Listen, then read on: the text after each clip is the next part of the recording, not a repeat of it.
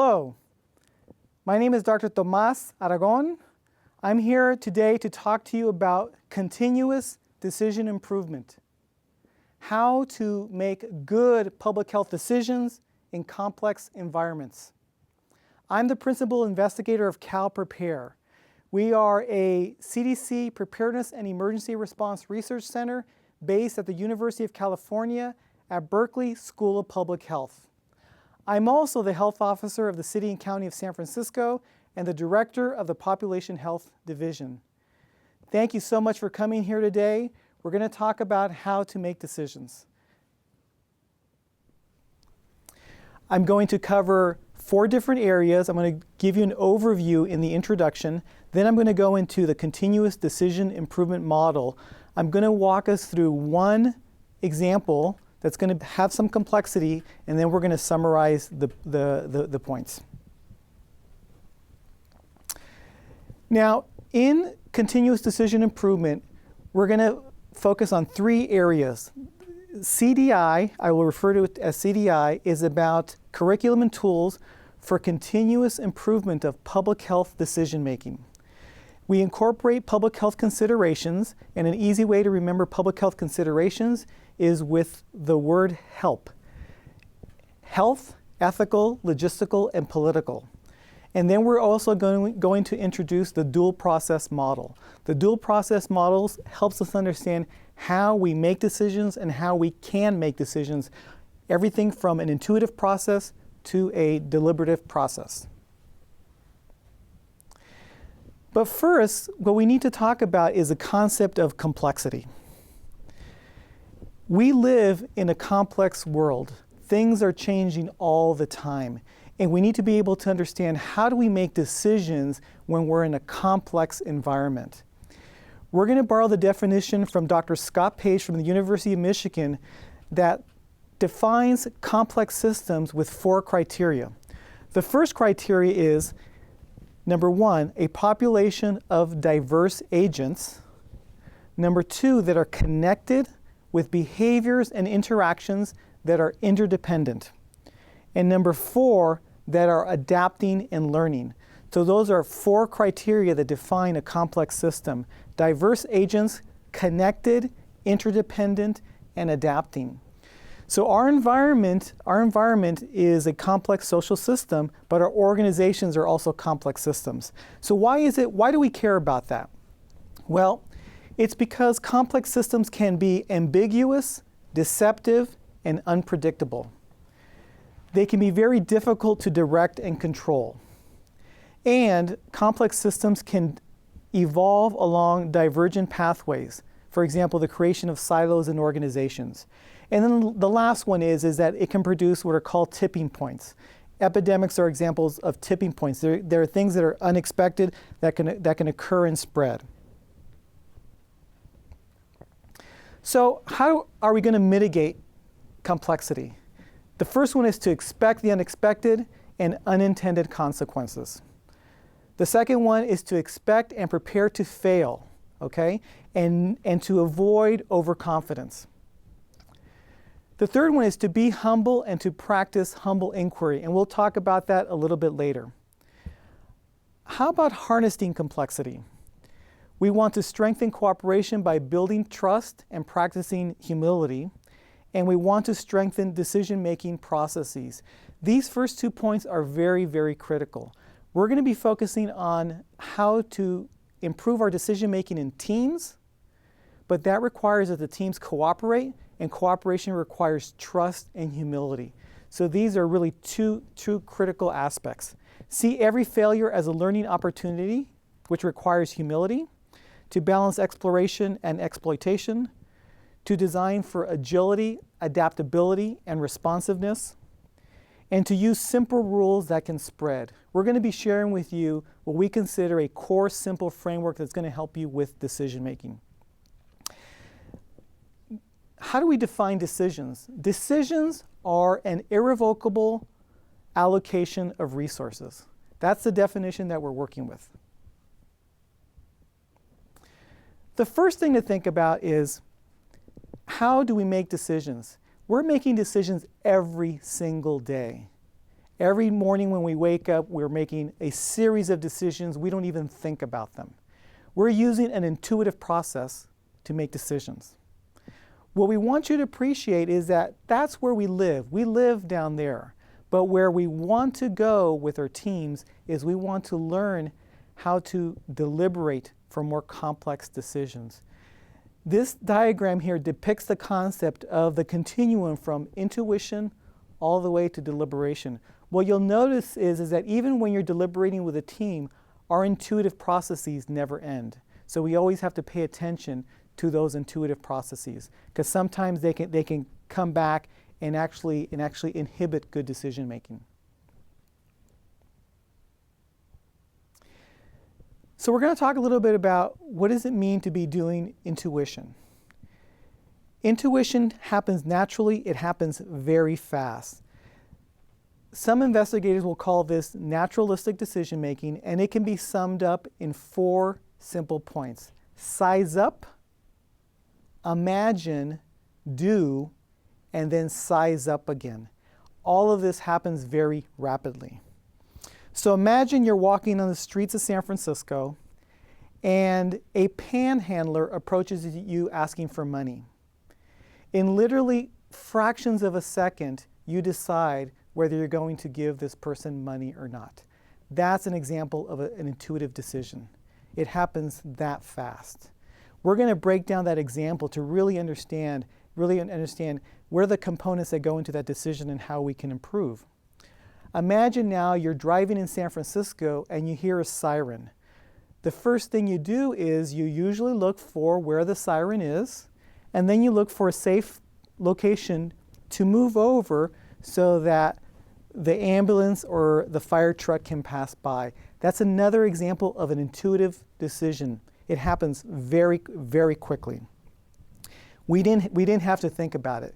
Intuitive decisions are based on our background, our history, our cumulative knowledge, everything that we know at that point in time. So for example, if somebody had come in from a different planet, so to speak, and they were to come in and all of a sudden they heard a siren, they wouldn't know what to do because they would not have the history of what a siren is. So it really brings to the foreground all our experience. One example of an intuitive process is what's called the OODA loop, or the Observe, Orient, Decide, Act loop. This was used by fighter pilots. It came out of the Korean War, where they try to understand how fighter pilots, how they respond very, very fast. That's one example, and I'll show you. And that's the kind of model that we're going to be developing. We're going to be looking at how can we put this all together in a framework that makes sense for us. That was intuitive. What about deliberation? So deliberation we can think of as 4 steps: to analyze, plan, do, and then reanalyze. Usually we think of a deliberative process as occurring between a group of people in a team. However, you as an individual can also practice a deliberative process. The deliberative process that we're going to focus on is known as a best practice, and we're calling it the 4D decision process. In the literature, it's called the systems decision process. And we can think of it in these 4 steps: define the problem, design the alternatives, decide among the alternatives, and then do, which is action planning. So we're calling it the 4Ds, or 4D decision process: define, design, decide, and do. This is going to be the core of our deliberative process that we're going to be focusing on for the rest of this lecture. So if we put it together, here is a depiction of 2 models that I just briefly presented. The first one was the OODA loop, that fighter pilots learn about how to fight an aerial battle. Everything is happening very fast. It's based on your intuition. You're not deliberating. You're sizing up. You're reacting. Everything is happening very fast. And contrast that to a deliberative process where you're going to be bringing together a group of people to discuss an issue intensely and to come up with a decision. Again, notice that intuition never goes away. Intuition is always there. And part of our challenge is to know when do we rely on intuition and when is it better to go to deliberation. The reason why we have to talk about deliberation is that we don't do that naturally, okay? To deliberate requires energy. You have to invest energy to have deliberation. And that's different from intuition that happens just naturally. There's almost no energy spent when you're using an intuitive process. Okay, so let me just break down the 4D decision process in a little bit more detail. So you've seen once the detail that you need to consider. Under the define, the first thing you think about is situational awareness. What is going on? The second part is you want to clarify the problem or opportunity. You want to make sure, is this the right problem that we're working on? Number 3, we want to clarify the frame and to test our assumptions. Frames are the default mental models that we bring to a decision process. It's our default mental models, and we want to think about it. Is it too narrow? Oftentimes these can be unconscious, and so we want to think about it. We want to test our assumptions, make sure they're correct. The next part is that we want to clarify our values. What's important to us? This is really, really critical. And in fact, decision analysts call this value-focused thinking. We want to start with what's important to us. What are our values? Okay? Then we ask, what objectives do we set? What do we really need to accomplish? Okay? Then the next stage is to design alternatives. There are a lot of different ways of designing the alternatives, and we're suggesting that one simple way is to just think into the future and imagine that you have achieved your objectives. And when you've achieved your objectives, you can ask, how did we get there? How did we achieve our objectives? Okay? And that can begin to give you some ideas of the alternatives that you may decide to choose from. So there's this brainstorming process. You want to be creative and you want to be complete. This step here of designing alternatives is an incredibly critical step because the billion-dollar idea may be among those alternatives. This stage of decision making is what is called divergence or diverging. You're trying to get as many ideas as possible in. Okay? You don't want to filter out ideas at this stage. You don't want to converge prematurely. That's going to be the next step. Let me just point out one more time that some companies will spend a lot of time and money just trying to come up with the billion-dollar idea. That's why it's so important. Some companies specialize in that step. And there are books that describe all different methods that companies use to try to generate great ideas for innovation. But then we need to decide among those alternatives. We need to converge. We need to bring it all together. Okay? We're going to show you a simple method that we call the consequence table that helps you organize your information in a table that helps you decide which alternative you're going to pick. You're going to be including your objectives, your alternatives, and the consequences that those alternatives are having on your objectives in an organized, simple fashion. We'll be thinking about trade-offs, prioritizing, and selecting alternatives. And then the last one is the do step, is to implement the decision. One thing I want to point out is that most continuous or quality improvement tends to occur at this stage, okay? And that's good, that's okay. You want your quality improvement to occur at that stage. But we're focusing on continuous decision improvement. We're going to ask, how do we improve the decision-making process, which is different than just improving implementation. So let me just quickly define here. So decision-making process improves decision-making. We know that. If you just implemented the 4D decision process, your decision-making is going to be better, okay? But that's not enough. What we really aspire is to continuously improve our decision making. That's continuous decision improvement. That's what's different. If you take the definition of quality improvement in public health, a continuous effort to achieve measurable improvements in process performance to improve the health of communities. Continuous decision improvement in public health, a continuous effort to achieve measurable improvements in the planning and execution of decision-making processes to achieve organizational goals and to improve the health of the community. So we want to improve how we plan and how we execute decision-making. That's CDI. So this idea of improving processes is really critical, okay?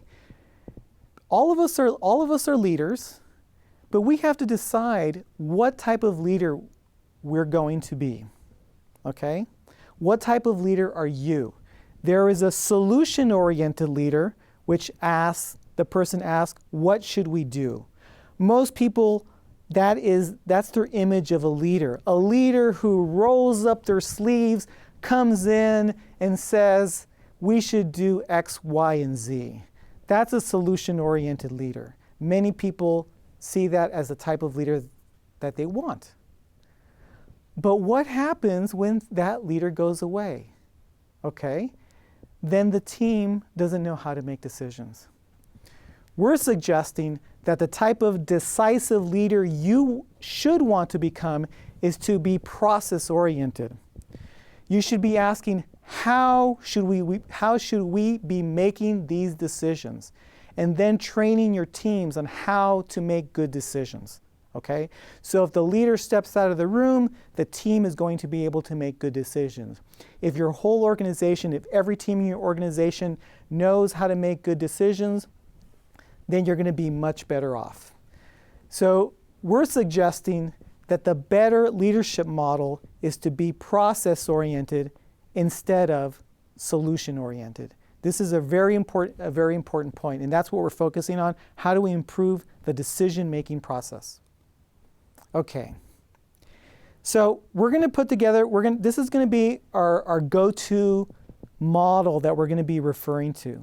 This model was derived from Dr. Michael Roberto at Bryant University, who writes on strategic and crisis decision-making. In this model, we see 3 boxes, okay? These 3 boxes are summarizing what we're going to be doing in terms of planning the decision process, executing the decision process, evaluating the decision process, and then taking what we learn and feeding it back into the decision-making process. So we're learning how to improve how we plan and execute. In quality improvement, we call this the plan, do, study, act cycle, or PDSA cycle. Okay?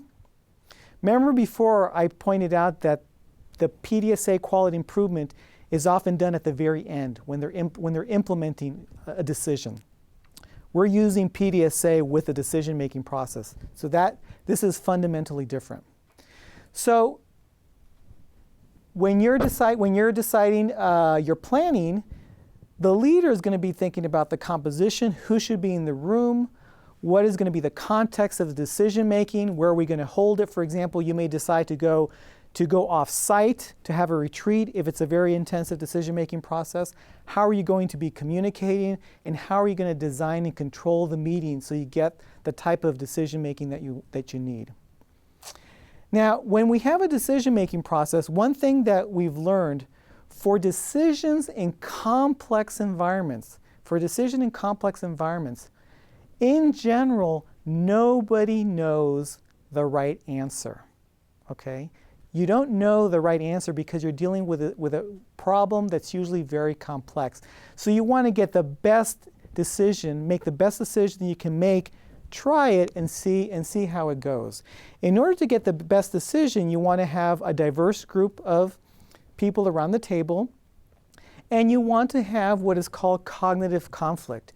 You want a vigorous debate on the issues. This is really critical. You want to have a vigorous debate on the issues. When that doesn't happen, when people hold back, when people go along, then you have the phenomenon of groupthink. Many people have heard of the phenomenon of groupthink, and if you look carefully, you will see this happening all over, especially when you have a very authoritarian leader that intimidates the staff. What we want is cognitive conflict. We want a good debate of the ideas. But then we want to minimize emotional conflict. We don't want to be attacking individuals or people, okay? We want shared understanding. When you're having a vigorous debate, back and forth, clarifications, that really helps to build shared understanding. And building shared understanding where everybody feels understood helps to promote commitment, okay? So this combination of shared understanding and commitment is what is called consensus. So consensus has a very specific definition. Consensus is a term that's used all the time, but it's really important to understand what do we really mean by consensus. It's maximizing shared understanding and maximizing commitment. We've added one more thing, and that is you want to minimize resistance. In other words, there may be some in the team who are really committed, and there may be another small number that are still resistant. So you want to get all the issues on the table. Is there anything that is going to prevent you from implementing this decision? Get it all on the table so that all the issues come out so you can make sure that you minimize resistance. Collectively, we're going to be able to, we're going to be able to have good quality decisions. We'll discuss the criteria later. The cognitive and the emotional together are going to be building constructive conflict. And the last one, shared understanding, commitment, and minimizing resistance, is going to go into the concept of consensus, okay? And we have a tool, we have criterion tools to help us look at that so that we can learn and improve and move back. And this is really the continuous decision improvement process. We think it's relatively straightforward. It provides the foundation for more complex decision making. For example, if you decide to use software or mathematical approaches, then in order to move on to those types of tools, first you really have to master this type of decision making. We have another way of depicting the same concept. We wanted to use a metaphor that people can understand and carry in their minds a different approach. And so we put together the Choice-Mobile. So let me tell you how the Choice-Mobile works. Imagine that you have this van here, and in this van you have a table. And the table looks like our intuition, deliberation, our dual process model. So that's what a table looks like. So it reminds us there are intuitive processes and deliberative processes. The decision makers that are going to be sitting around the table, we have to plan ahead. We have to plan ahead the composition, the context of the communication and control. Who's going to go into the Choice-Mobile, okay?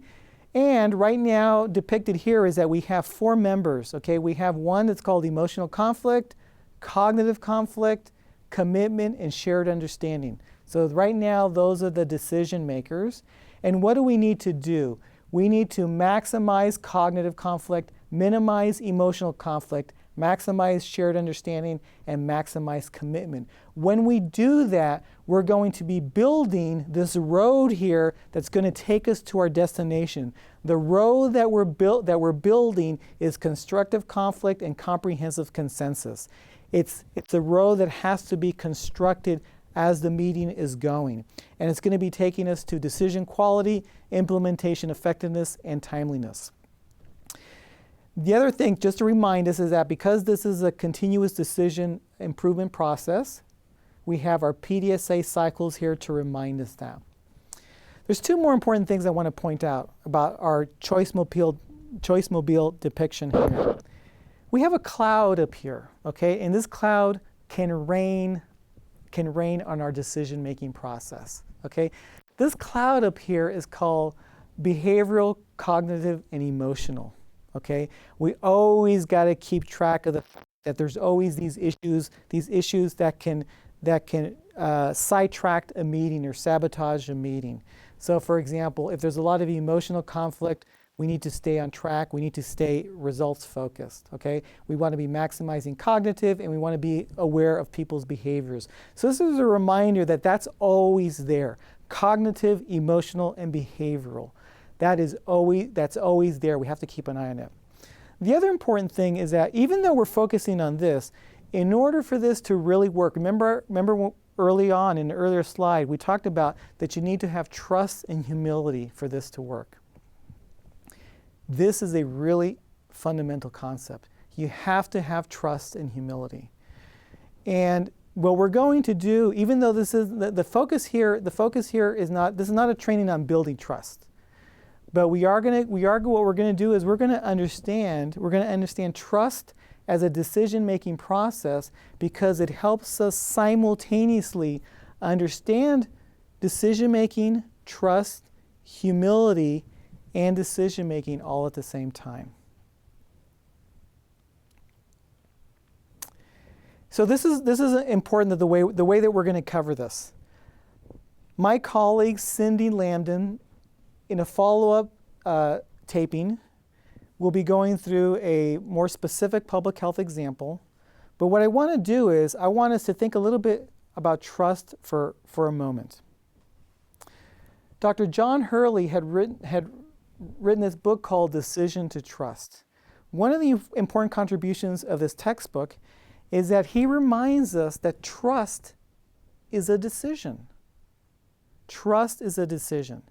And if you realize that, it helps you break down the components. So what is trust? Trust is a degree of confidence that you have another party can be relied on to fulfill commitments, be fair, be transparent, and not take advantage of your vulnerabilities. Okay. Good team decision-making requires cooperation. Good cooperation requires trust and humility. Extending and creating trust are decision problems, and humility improves trust building.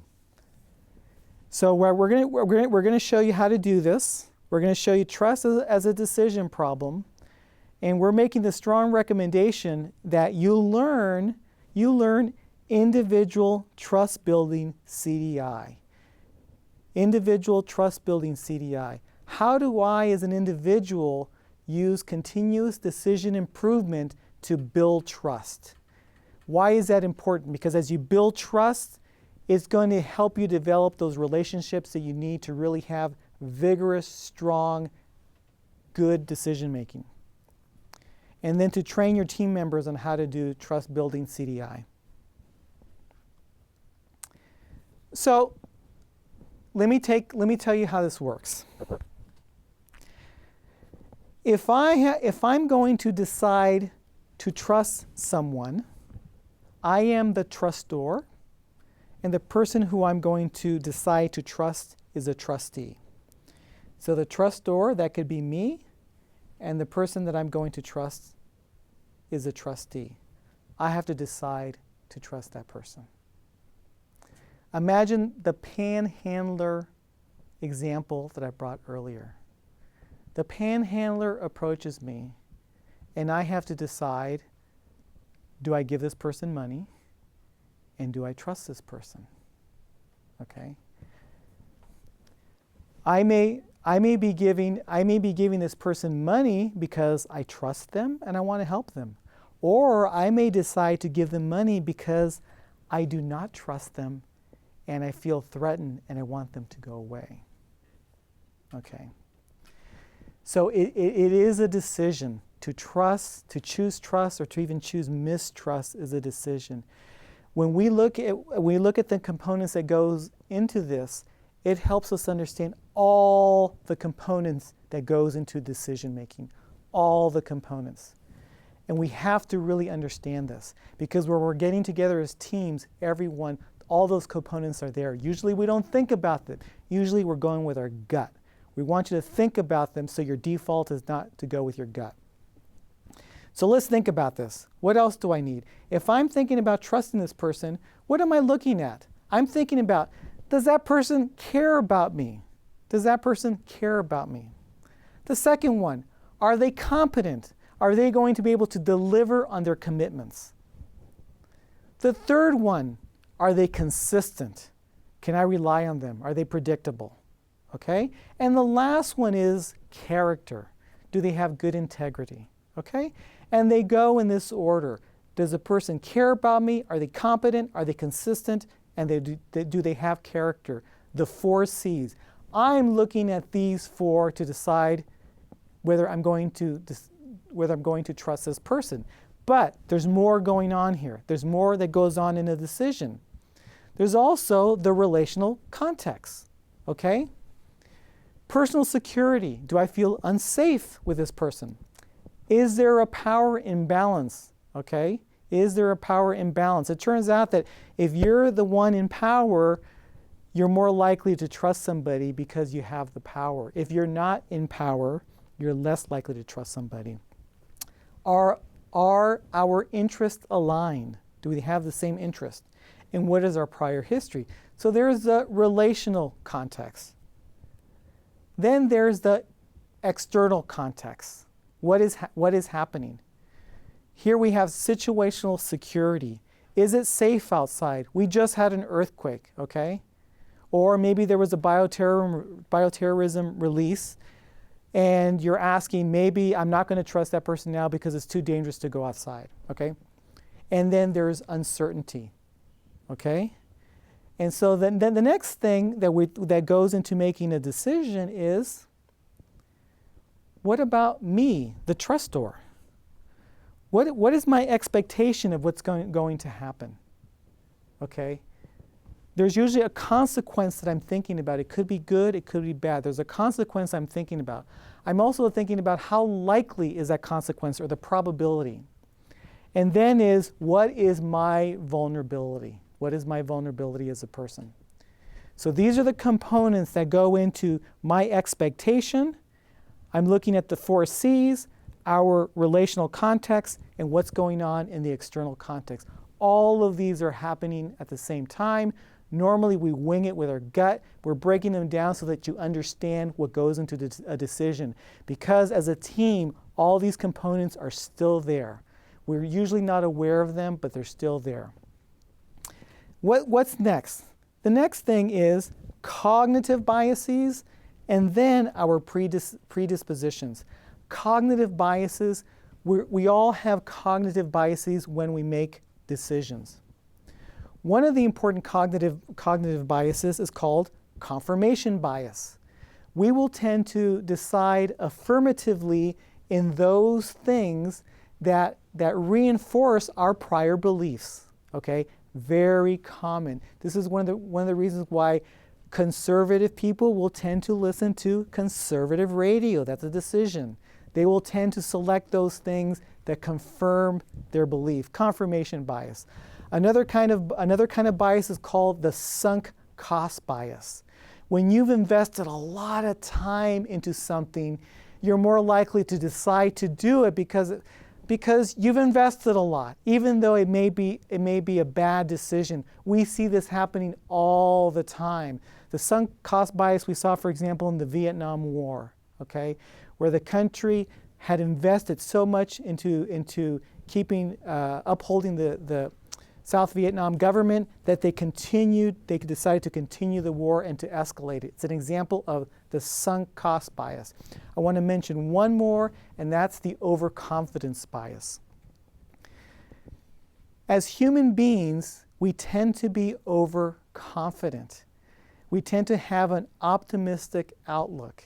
That's natural to do that, because we want to be inspiring. We want people to feel empowered and inspired. So we're susceptible to the overconfidence bias. That's why I'm mentioning those 3. We're usually not thinking about them. I'm mentioning them because you have to be aware. Otherwise you might be caught by them. Predispositions.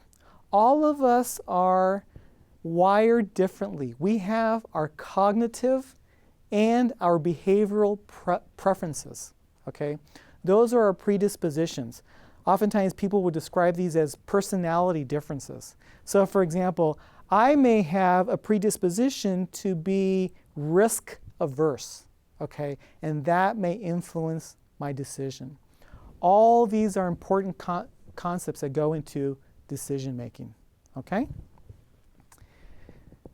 So that's a lot of things to think about, whether I should decide to place trust, to have confidence in another person, to deliver on a commitment, to not take advantage of my vulnerability, to be transparent and fair.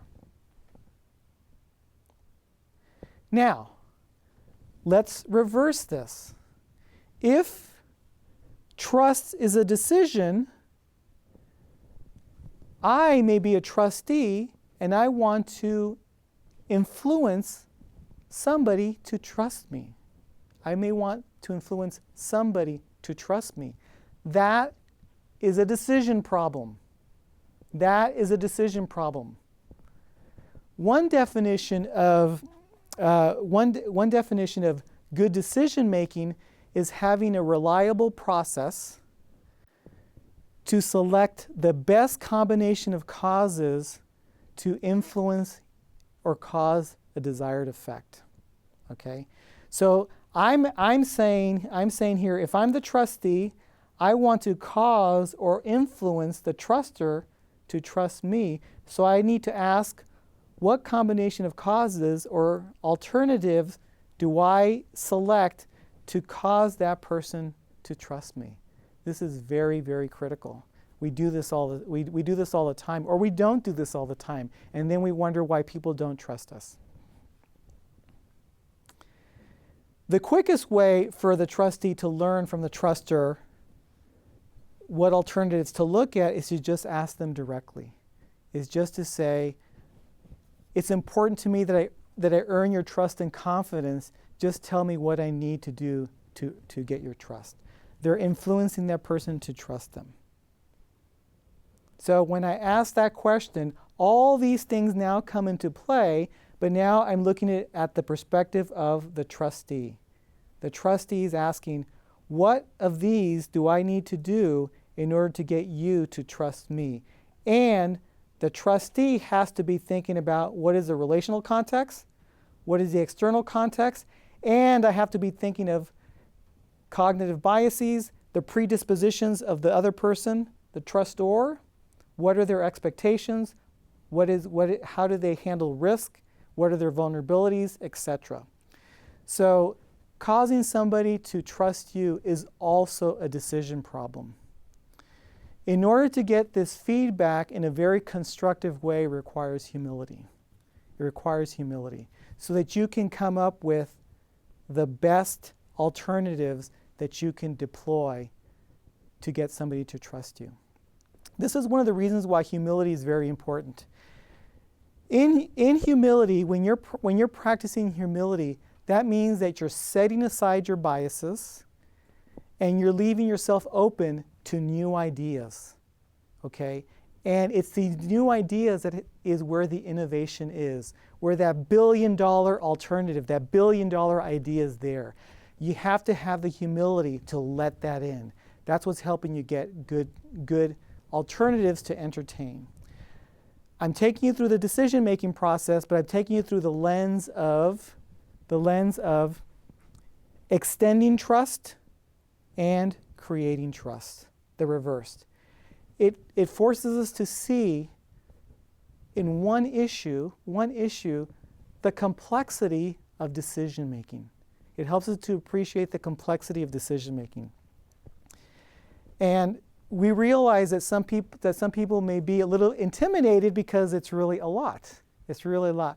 But it's very important because in order to improve as a team, you have to understand all these components and you have to understand on a person-to-person basis how we make decisions, how we create trust, and how we practice humility. Because that's what you need to have a high-performing team so that you can make the best decisions where you have the cognitive conflict, the shared understanding, and the commitment. Okay. So let's actually look at a very simple scenario, okay?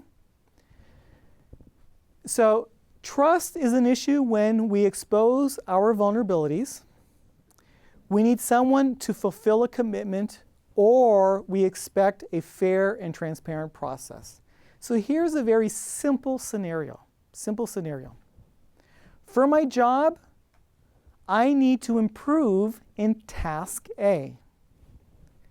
One proven approach is to ask for feedback from my harshest critics. From whom do I seek feedback? Who do I go to get feedback on how to improve? That's a decision problem. Okay? And I would even call that a decision opportunity. Because if you pick the right people, guess what? You're really going to improve. So this is probably a really important to us. So we have to practice. I have to identify the group of people who are going to give me this feedback.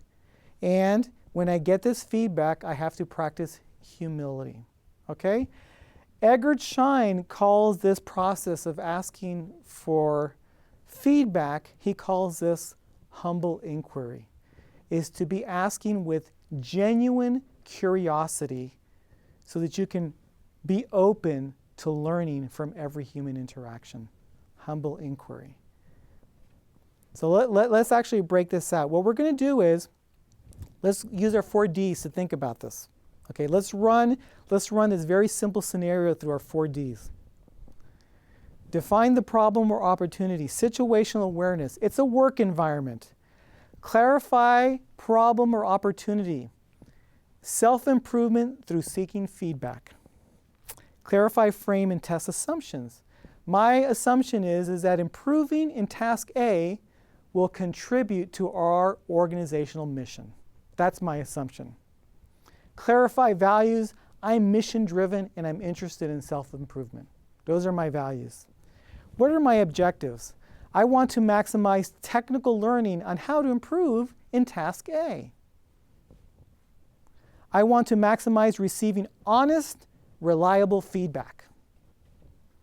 I want to minimize personal, unnecessary attacks. Okay? I want to minimize personal, unnecessary attacks. And I have another motive. I want to strengthen relationships. That's one of my objectives. It's not just for me to improve in task A, but in fact, I want to strengthen relationships because I know that it's going to help me with other parts of my job.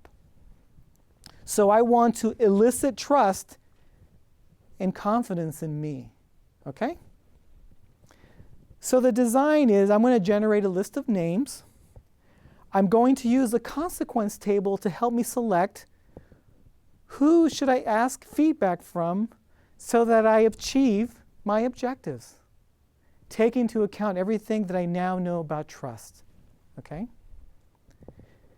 And then to do the decision is to then go out and get feedback. So we're focusing on the first 3. We're going to jump to a consequence table because I really want to show you how the consequence table can help you organize all your ideas. Okay. This is an example from an environmental health problem where I don't want to get into the specific values that are in there. I just want to show you the components of a consequence table. The components of the consequence table here it has objectives listed down here, the first column. This one has maximize financial returns, maximize reliability to customers. So those are the objectives. The alternatives are over here, options A, B, and C. And then the consequences are, how do these alternatives contribute to the objectives in a measurable way? How do we measure the contribution that those alternatives have on the objectives? Okay, that's why there's a measure column here. These are what measures are we using to measure the consequences of the alternatives on the objectives. That's all a consequence table is. Okay, so just the mere fact of doing that helps you organize your decision. Okay? If you look at the top here, this is going to be my consequence table. To review, this is from the scenario is, from whom do I seek feedback? Objectives: maximize technical learning, maximize honest feedback, minimize personal attacks, and increase trust in me. Okay? I have persons A1, A2, A3, and A4, and I want to know which ones are going to be impacting these objectives, and they're going to be impacting them through these sub-objectives. Some of them are going to be really competent. In fact, they can go all the way from being very competent to being very incompetent. I just arbitrarily picked these numbers from -3 to +3. I did this very quickly, and the idea here is not to spend a lot of time worrying about that. It's really organizing the information to help you understand the decision. Some of them are going to have really good character, and some are going to have really bad character. Some are going to be more reliable than others. Some of them are going to care about me, and some of them may be out to get me. Okay? They may be out to get me. Some of them may actually be vulnerable themselves. Some of them may be shy, for example. And I know that if I go and ask, how do I improve? Tell me, how can I improve? I'm going to be demonstrating humility, and that demonstration of humility to somebody who feels vulnerable helps for them to build trust in me. Okay? And why am I doing this? I'm actually thinking about that model. That model helps me decide how to construct, how to really fine-tune my decision, because my objective is really not just to learn task A. My other objective is to also build trust with my staff. Okay? And that's why your objectives are very important, is to really figure out what is important to you or your team. Okay, and so to keep this brief, I went one where somebody is high on, is very competent, has great character, is very reliable, and cares about me. When you add it up, they get the highest score. A1, I'm going to go and get feedback from. This person is competent. They're going to help me understand technically how to improve in task A. Then I have another one over here where they're incompetent, have no character, are unreliable, and do not care about me or are out to get me. Okay? They have a super low score. I'm not going to go ask that person for feedback. Okay? And then you have sort of this gray area. This is where the trade-offs come in. Okay? This is where you start thinking about the trade-offs. And there's no right or wrong answer. Remember, usually these are complex problems. You really can't predict how people are going to respond. But it helps you understand, for example, this person here is very confident, is very competent, but doesn't care about me. Okay? It's a neutral. They're not out to get me. They just don't care about me. Maybe they just don't know me. Okay? I may still, this isn't a gray area. I may still go and seek feedback from them because they're very good in task A, and they can teach me about something in task A even though they may not. They're neutral in terms of whether they care about me or not. This person over here knows nothing about, is neutral on task A, but they're very reliable, and they're a vulnerable person who maybe if I just go and ask this person, they're not going to teach me a lot about task A. They're neutral on task A. I may learn something from them, but I actually may help get some trust. I may actually build some trust. So I may decide to do that. And these are the trade-offs that you begin to think about. It helps you inform you on some of the trade-offs that you may do. Okay? That's really it. That's the consequence table. We took a very simple question, from whom should I ask feedback on how to improve in task A? I fine-tuned it with my objectives, that I also wanted to build relationships when I go about doing this. I showed you how it really is a trust problem, okay? It's a trust problem, and that it incorporated the concept of humility. And so what we're recommending is that this is one way of learning how to make good decisions, is by learning how to create and extend trust. Okay. What I want to do now is I just want to summarize everything that we've just covered. Everything that we've just covered. This talk is about continuous decision improvement. We've talked about it's about improving the decision-making processes. We talked about the choice-mobile and how it's important to figure out, to plan ahead who's going to be in the choice-mobile. How you're going to design the meeting so that you have cognitive conflict, you minimize emotional conflict, you have shared understanding, and you increase commitment. Okay? And that you're building constructive conflict and comprehensive consensus. That's the road that takes you to your destination. So what I did here is that I just constructed a consequence table to show you the differences between just using the 4D decision process or what we're promoting, which is continuous decision improvement. Okay? What are our objectives? We want to maximize quality criteria. We want to maximize quality criteria. We want to maximize constructive conflict, maximize comprehensive consensus, improve decision planning, improve the decision process, and also to make sure that you discuss under here what I'm calling HELP, which stands for health, ethical, logistical, and political considerations, that you make sure that when you're having this debate with your team, you make sure that you discuss those issues. Are there any political issues that we need to discuss? Okay, etc.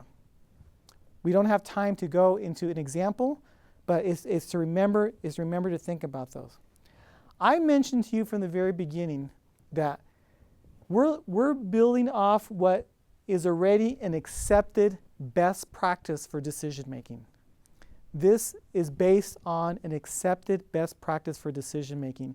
We're calling it the 4D decision process. Okay? So we're recommending is that, yes, if you just did that, your decision making is going to improve. And you should. But we're recommending to take it one step further. We're recommending that you do continuous decision improvement. That you take this 4D decision process and you build in continuous quality improvement into that 4D decision process. And you're going to be adding a lot more. You're adding your quality improvement cycles to improve the planning, to improve the execution. That learning and improvement cycle is built in so that it gets better and better, and that you make sure you address public health considerations. So this puts it all together. We've actually listed the different criteria. And we don't have time to go through all of these, but we do have, for example, under maximized quality criteria, we ask, do we think we had the right frame? Were our alternatives, were they creative? Were they complete? Did we have good information? Did we measure the impact of the alternatives on the consequences? Did we have good measurements? Did we use logical reasoning? Okay, and these other components as well. So we do have tools that help you measure that, and we're not going into that today, but there it is. So this is a summary of that. Brings it all together, and then the last one is just to show you our this other depiction. Okay. Which is plan the decision process, execute the decision process, study the decision process, evaluate it, what do we learn, and how do we improve? We bring this together into a continuous cycle of improvement. I want to point out that to the extent of our knowledge that this is really new, the way we've put this together. You can think of this as really the coming together. If we had a Venn diagram, it would be public health, continuous improvement, and decision making all overlapping with each other. And continuous decision making is that coming together of those three fields. We think that this is going to be really useful for public health. In fact, we think it'll be useful for any organization, not just public health organizations, but organizations that want to improve their decision making. And then the last thing I want to point out is that this then provides the foundation that you need to bring in more sophisticated decision-making approaches. For example, the analytic hierarchy process, decision analysis, simulation methods. There are a lot of tools out there and consultants that can help you even take your decision-making to even a higher level. But what we're saying is that it has to be built on a strong foundation of just good decision making before you take it to that next level. Sometimes a consultant will bring you a fancy mathematical model and tell you, just use our model and the software will help you make better decisions, but it'll really miss the core of what has to happen. The core. To be a high-performing team, you have to have trust, you have to practice humility, and you have to really build shared understanding and commitment in order to have good decision making. If you have that foundation, then those tools will be able to help you. So we think that this is a foundation and that people throughout the country and in health departments and any health organization will benefit. I want to give acknowledgement to the Centers for Disease Control and Prevention for funding this important work. They were able to fund CalPrepare, which is a Preparedness and Emergency Response Research Center here at the University of California School of Public Health. In our next video, Cindy Lambden will be going through a public health problem using continuous decision improvement. Thank you for your attention.